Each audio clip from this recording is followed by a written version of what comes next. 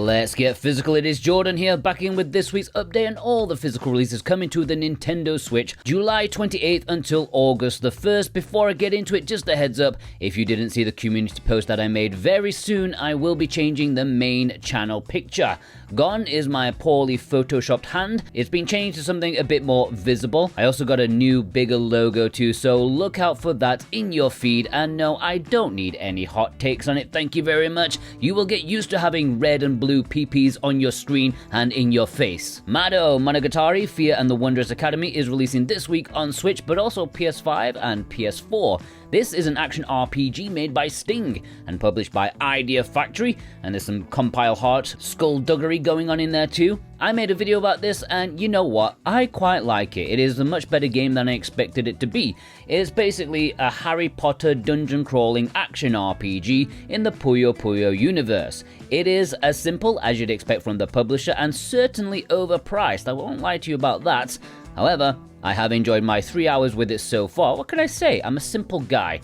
In my video, I did say it's the best Idea Factory published game I've ever played, but I forgot that they did randomly publish Little Witch Nabetta in the West, so I guess not, but that's cheating, okay? And my executive producers, Adamantium and Kava Clavacol, have chosen this as their pick of the week. Shin-chan, Shiro and the Coal Town is releasing in Europe this week at retail. It's been available in Asian regions in English for a while now, and limited runs edition should be in people's hands in North America. You can order that version via VGP, who have it in stock right now. A very unique game, there's nothing quite like it except for the games that are quite like it. A rural romp, slow-paced adventure with comedic elements. It's right up my alley and I should probably play it sometime. And my executive producers, Brent McLean and Thorn Metal Luna, have chosen this as their pick of the week. Harvest Moon, the Lost Valley and Skytree Village is another rural romp, but a double romp. Steady now. These are two 3DS entries in the series and will probably make your eyes bleed on Nintendo Switch, and I heard they are both pretty crap. This was the era when most people had not realized there'd been some sort of series split, and even myself thought that these were legit Harvest Moon games. They are not. But at least they didn't actually have the audacity to sell these separately. You get both games together on one cartridge, which is nice, and if you do like farming live sims, then why not? And my executive producer Sora Cat has chosen this as their pick of the week. And if you want it or any of the retail games in this video, then please consider purchasing via the links in the description and pinned comment. That massively helps me out so much, this channel and this series, to keep producing useful physical content for you guys. VGP are a really good company with cheap prices and Canadian buckage and free worldwide shipping on orders over 75 Canadian bucks, which is less than 54 American dollars. Plus, each week, if you buy something via my link, you are put into a draw to have a chance of winning a $10 discount coupon. And this week's winner is, I'm sorry I can't say your name, Seper T. I'm gonna go with that. I'm sorry I don't know how to say it properly, but thank you so much, and I hope you enjoy your $10 discount coupon. Yasha, Legends of the Demon Blade is releasing in the West this week, finally, after being out in Japan and Asia for a short while now. I never did manage to try it, but it looks like a really solid top-down action, hack and slash with roguelike elements. According to the opinions of the internet, it doesn't seem like it lives up to its grand title. It's a bit short and lacking in content, but who knows? It's often the case that those who are satisfied to an acceptable degree choose not to say anything, and really there's not been that many reviews for it. It's on Switch and PlayStation 5 in a standard edition and a deluxe edition, which is quite poor in comparison to the Asian collector's edition. Go check that one out. And my executive producers, Josh Foot, The Nemo 6, Super Ben Julio, Lewis K, and Big Bruno, have chosen this as their pick of the week. Tales of the Shire, a Lord of the Rings game, is releasing this week. For me, I feel like this game is going to be very popular and sell well, but the majority of the internet will hate it. And to be honest, it might be one of the most visually unpleasant games I've ever laid eyes upon. But don't judge a book by its cover. I mean, the Red Book of Westmarch is just a big bloody red book. You ain't gonna sell that to me, but inside, we have a beautiful bit of content. Maybe the Tales of the Shire will follow suit, who knows. A cozy life sim thing where you hobble about in the Shire, presumably drink beer, have second breakfasts, and smoke pipe weed. Yes, they are allowing smoking in a video game. Are the ESRB okay? It's releasing on PlayStation 5 as well, and my executive producers Jennifer M, God of Resin, Feig, Dave Hurstwaite, they've chosen this as their pick of the week. Macross Shooting Insight is releasing in North America this week. Probably. Sometimes I feel the North American dates for Red Hot Games releases are sometimes just guesswork. Anyways, this is out everywhere else by now, and it's a pretty average shooter that goes for every kind of style. Sometimes vertical, sometimes horizontal, sometimes twin stick, and it is more for fans of the series due to the story than, actual shooter fans. Remember, for the ESRB version, VGP do have an exclusive special edition of it. It's the same price as the standard edition, but comes with an art book and acrylic stand. But there's also a collector's edition too for the big fans of Macross. And my executive producers Michael Del Polito, Robotech, of course, Ishin, Jedacrow, and Vast Neon have chosen this as their pick of the week. Alright, we're heading into the low print limited releases. Hauntii is up for pre-order right now at Lost in Cult, the new super extra premium packages from the new game publisher. This is on Switch and PlayStation 5. There will be a retail standard edition, but exclusive to their website, they have this deluxe package that comes with a lot of high quality goods. At least they all look fancy and expensive. The game itself is a monochromatic adventure game that's very well liked, a slow paced game that is excellently presented. You can pre-order the fancy edition right now from lostincult.co.uk, but you can also get the standard edition from VGP if you want. And my executive producers Alexander Cato, Danielle O, and Old Man Murphy have chosen this as their pick of the week. Biomorph is Limited Run's first game this week, and this is a really well-liked Metroidvania, with many saying it's not getting the plaudits it deserves. The visuals are a bit dour, but I'm liking the overall style, a bit cel-shaded or comic booky. The action looks smooth, there's even town building aspect, please don't make it boring, and all round it looks pretty badass. Scott Pilgrim EX is their other game this week, announced on Saturday of all days, so it's lucky I didn't finish this video as early as I normally do. Anyways, this is a brand new game in the series which has got most people rather excited. It's a beat-em-up adventure with chunky sprites, and I believe it is non-linear as you can explore Toronto and have side quests which will definitely add to the runtime of the genre that is notoriously repetitive and short. This is made by Tribute Games, who did Shredder's Revenge, which is extremely well loved, so I'm sure this will be great too. You can pre-order this right now at Limited Run in various milkage editions. Alright, let's jump into the import section. If you want to purchase any of these, you can also do so via Play Asia and get 5% off with my code Jordan2025. Cotton Reboot High Tension is releasing this week in Japan, and it's an interesting one for me. It will have English. I checked the Japanese eShop and that says it's got English, at least on Switch. I don't know about PS5. This is a sequel to Cotton Reboot, now with an important new mechanic, the eponymous High Tension, where you will collect items, and once you reach 100%, you will go into insane mode with big point bonuses and also extra cheesed off enemies. There's always a risk with that reward with shooters. Why can't it always be like butterflies and nice and stuff and easy? I quite like the series, even though I'm always terrible at them, but I'll be looking forward to this one.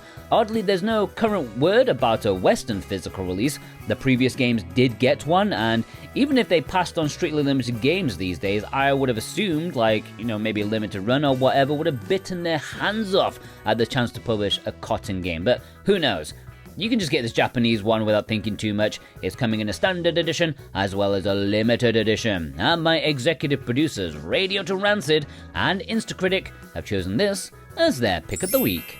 Noctuary is releasing in Japan and Asia this week, and they do have English, not only on Switch but also PlayStation 5. It's a mix of visual novel, apparently, as well as an action RPG, and is very well loved for both gameplay styles. It comes together nicely. The combat is a bit simple, as you'd expect, but it works. I do have this for an impressions video, which may be up on Wednesday or something, depending on if I can find a bit of time for it, but I am pretty hyped about it. The Asian Standard Edition is very affordable, but there's also a collector's edition that comes with an art book and character pins. I do think that there is a decent chance of this getting a Western physical release at some point in the next half a decade. It's published digitally in the West by Serenity Forge, and they often take like a year or two over the import release to maybe do something about it. So who knows about that, but my executive producer, my man in Japan, Vei, has chosen this as his pick of the week. hololive, Holo's Hanafuda. If this is not every executive pick of the week, I might just cancel the whole Patreon tier. Like, who doesn't want hololive mixed with Hanafuda card gameplay mixed with bento box making? In English. This is the dream, ladies and gentlemen. I don't know what the hell hololive is, but I want this. I don't know how to play Hanafuda, but I want this. I don't know how to make bento boxes, but I want this. It's coming in a standard edition, as well as a special collector's edition, and comes with all sorts of very tempting things. I think the chances of this getting a Western physical release are very slim, and my executive producers, Dave Horworth and Ghost Bune, have chosen this as their pick of the week. Sacrilege! 2. Steel Empire Chronicles is releasing in Japan this week, as expected, earlier than Strictly Limited Games' European version. Now sadly this is only half English technically, since it's actually a double pack of 2 releases. There's the new version of Steel Empire, which is its own app, and then there are the retro versions, which are their own app too. The retro stuff supposedly has English, according to the Japanese eShop, whereas the remake does not. However, I don't think it's necessary, it's just a shooter, a pretty cool one at that. It's coming in a standard edition, as well as a collector's edition with a 2-disc soundtrack CD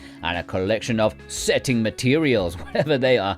And my executive producers, Nerdy Sean and Wixit, have chosen this as their pick of the week. Castlevania Advanced Collection is releasing in Japan and Asia this week, and if you don't have limited runs version, well, this will definitely be a fine way to go. The standard edition is nicely affordable, and the collector's edition is beautiful. It also contains soundtrack CDs, art cards, and some awesome maps and data sheets. 4 fantastic games in one package, definitely essential if you don't already own it. And my executive producers, Azrath and Dane Wilkinson, chosen this as their pick of the week. Date with Devils is releasing physically this week, exclusively in Asian regions. It's a management simulation sort of game. I can't even find a game trailer for it, which is a bit worrying.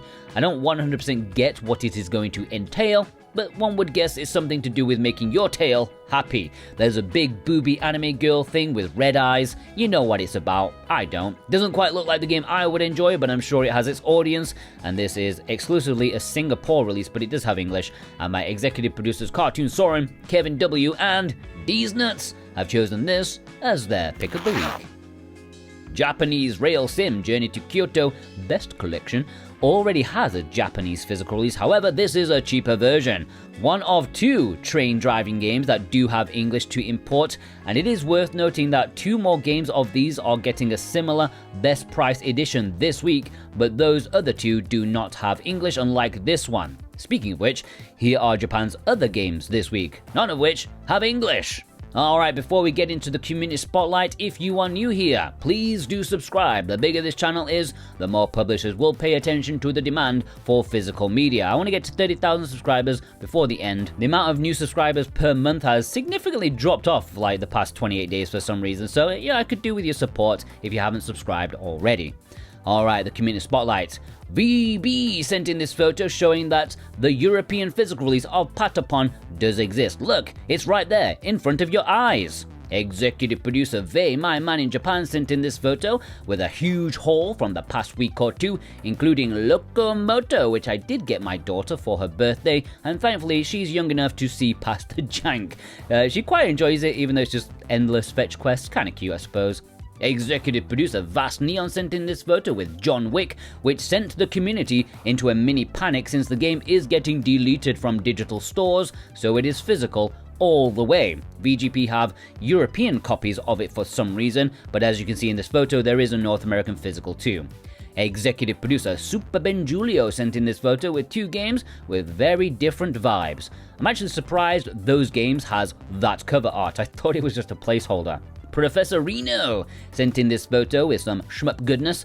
I've actually always wanted to try the LD Taito game collection, but it's so expensive. I want to find out for myself if I should classify it as an import exclusive that could be considered importing despite the language barrier.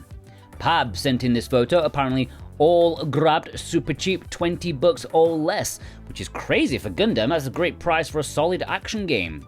Executive producer Old Man Murphy sent in this photo with the import exclusive of Doom Sweeper, which is very addictive and very much an import exclusive release on Nintendo Switch. Nintendo of the West, they don't even want to know this game. Executive producer Louis K sent in this photo picking up Rhyme, which was an early release for the Nintendo Switch, and now 8 years later, it's finally playable thanks to the Switch 2. Executive producer Kevin W sent in this photo picking up Symphonic Rain, which released rather quietly, supposedly really good as a visual novel, and this Asian release does have English. Executive producer Instacritic sent in this photo with River City 3 Kingdoms. Some bullshit about this release is that there was supposed to be English on the Japanese physical release, like it was advertised as having it, but they pulled it at the last minute. So yeah, the Asian release, this is the only one that has English. Executive producer Ghost Bune sent in this photo, probably just to try and make me remember how to say it without looking up, but I'm gonna go with Uma Musume Pretty Girls Derby Dash, something like that. I never did get the chance to play it, but it looks fun. Galban Penguin sent in this photo, buying more copies of Night Slashers than anyone else on Earth. They also got in the Medical Examination Diary, which I kind of made a video about last week.